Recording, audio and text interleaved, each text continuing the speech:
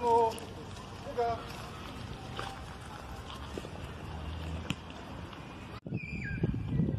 Ça va, moi, ici? Laisse-moi pour travailler. Tranquille, là. Hola, ¿cómo estás? ¿Vas a l'école? ¿Cómo vas, Julián? No entiendo nada. Laisse-moi pour travailler, No entiendo qué cosa estás hablando. man. Why sim bese pour travailler, man? No hay sim, man. Sabes, man. Aí só é, man. Você pode falar espanhol, man? Não pode estar. Vai ver se trabalha muito. Não, man. Pode postar, man. Eu quando eu vejo lá, Não, trabalho, vai. Sim, man. Shit, man.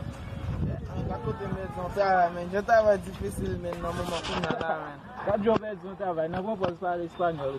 Ah, man, c'est pas faute, man. Quand on va gagner comme ça, man, la vie, man, la vie, c'est Ah oui, man. ah, mon cher, man. Après, je vais travailler, mais on propose pas les depuis le ministre, nous propose un billet créole. Pas faute, man, nous connaissons le pays à l'étranger, man. C'est là que nous parler, man, c'est pas vite, man. Là, nous allons parler. Oui, man. Nous allons pénétrer dans le théâtre, man.